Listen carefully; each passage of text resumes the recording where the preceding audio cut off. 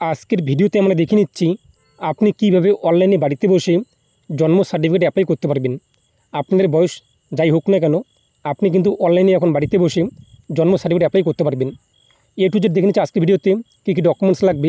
অবশ্যই তার আগে আপনি যদি করতে হবে, আপনি যদি পাচ্ছেন তো অবশ্যই ভিডিওতে লাইক দেওয়ার পাশাপাশি চ্যানেল সাবস্ক্রাইব করে পাশে অল করে রাখবেন। আর যারা সাবস্ক্রাইব করে গেছেন তাদেরকে অসংখ্য ধন্যবাদ। এর জন্য আপনাদের কিন্তু জন্ম মৃত্যু তথ্য যে ওয়েবসাইটটি রয়েছে এই ওয়েবসাইটে আসতে হবে। লিঙ্কটি আমি আপনাদের ভিডিও ডিসক্রিপশনে করে দিয়েছি, সেই লিঙ্কে ক্লিক করলে আপনি সরাসরি এখানে আসতে পারবেন। এরপর এখানে দেখতেই পাচ্ছেন সিটিজেন সার্ভিস রয়েছে। এরপর বাড়িতে ক্লিক করবেন, তারপরে অ্যাপ্লাই ফর নিউ রেজিস্ট্রেশন এখানে ক্লিক করবেন। এখানে আপনি আপনার মোবাইল নাম্বার বসিয়ে দেবেন। তারপর আপনি গেট ওটিপিতে ক্লিক করবেন। গেট ওটিপিতে ক্লিক করতেই আপনি রেজিস্টার মোবাইল নাম্বার ওটিপি আসবে, তা উল্লেখ করে দেবেন। এরপর সাবমিট ওটিপিতে আপনি ক্লিক করবেন। সাবমিট ওটিপিতে ক্লিক করতেই আপনার সামনে কিন্তু রেজিস্ট্রেশন ফর্মটি চলে আসবে। এখানে আপনি ডেট অফ বার্থ উল্লেখ করে দেবেন, যারা আপনি জন্মসার্টিফিকেট অ্যাপ্লাই করবেন এখান থেকে ডেট অফ বার্থ কী রয়েছে তা উল্লেখ করে দেবেন। তারপর হচ্ছে জেন্ডার, এখানে আপনি জেন্ডার সিলেক্ট করে নেবেন এবং সেই ব্যক্তির নাম উল্লেখ করে দেবেন যার বার্থ সার্টিফিকেট অ্যাপ্লাই করবেন। ফার্স্ট নেম, মিডল নেম উল্লেখ করবেন, নাহলে ফাঁকা রাখবেন। লাস্ট নেমে পদবি উল্লেখ করে দেবেন। এরপর হচ্ছে কিন্তু মাল্টিপল প্রেগনেন্সি, তো জন্ম কী হয়েছে সিঙ্গেল নাকি টুইন্স সেটি আপনি আপনার অ্যাকর্ডিং সিলেক্ট করবেন।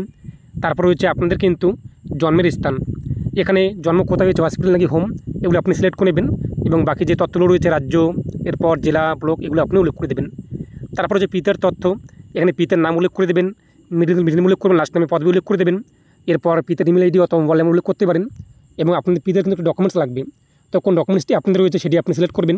আর যদি কোনো ডকুমেন্টস না থাকে রেজিস্টার অথবা সাব রেজিস্টারে কিন্তু সার্টিফিকেট লাগবে, সেটি আপনি 250 কিলোমিটার আপলোড করে দেবেন। এইভাবে আপনাদের মায়ের তথ্য উল্লেখ করবেন, মায়ের নাম উল্লেখ করে দেবেন এবং মোবাইল নাম্বার উল্লেখ করে দেবেন, যদি ইমেল আইডি উল্লেখ করে দেবেন এবং একটা ডকুমেন্টস সিলেক্ট করবেন কোন ডকুমেন্টসটি রয়েছে। যদি কোনো ডকুমেন্টস না থাকে সেক্ষেত্রে আপনি কী করবেন, নিচে দেখতেই পাচ্ছেন রেজিস্টার অথবা সাব রেজিস্টার, তার জন্য সার্টিফিকেট লাগবে সেটি সিলেক্ট করে সার্টিফিকেট আপলোড করে দেবেন। এরপর রয়েছে কিন্তু শিশুর জন্মের সময় মায়ের ঠিকানা কী রয়েছে, যখন শিশুর জন্ম হয়েছে মায়ের ঠিকানা কোথায় ছিল তা এখানে আপনি উল্লেখ করে দেবেন। বাড়ির নাম্বার এগুলো কিন্তু অপশনাল রয়েছে, দেখতে স্টার মার্ক নেই। এরপর অঞ্চল কিংবা ব্লক যা রয়েছে, পিনকোড, স্টেট, এরপর ডিস্ট্রিক্ট এগুলো আপনি উল্লেখ করবেন। তারপর হচ্ছে কিন্তু মায়ের স্থায়ী ঠিকানা পার্মানেন্ট অ্যাড্রেস, যদি প্রেজেন্ট অ্যাড্রেস পার্মানেন্ট সেম জায়গায় থাকে উপরে বক্সটি আপনি দেখতেই পাচ্ছেন, বক্সে আপনি টিক দিয়ে দেবেন, অটোমেটিক কিন্তু সমস্ত করে ফিল আপ হয়ে যাবে। এরপর নিচে আপনি চলে আসবেন সংবাদদাতার তথ্য, যে ফর্মটি অ্যাপ্লাই করছে তার তথ্য কিন্তু উল্লেখ করতে হবে।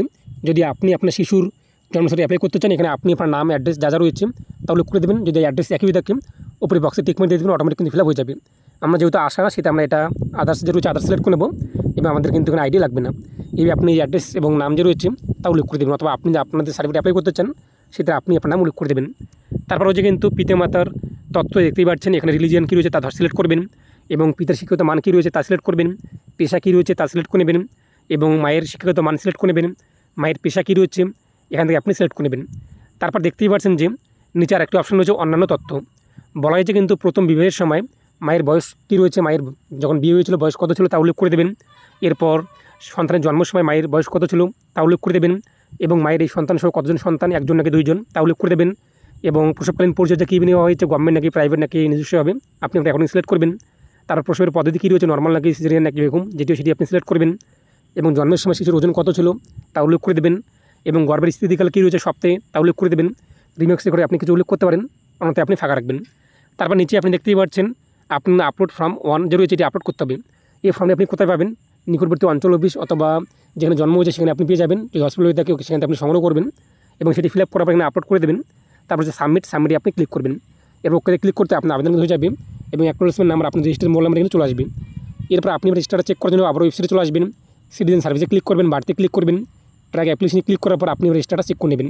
যখন অ্যাপ্রুভ হয়ে যাবে আবার আপনি সিটিজেন সার্ভিস আসার পর বাড়িতে ক্লিক করার পর ডাউনলোড সার্টিফিকেট ক্লিক করে আপনি অ্যাকনোলেজমেন্ট নাম্বার উল্লেখ করে সাবমিট করবেন, মোবাইলে ওটিপি আসবে, তা উল্লেখ করে আপনি আপনার সার্টিফিকেট ডাউনলোড করতে পারবেন।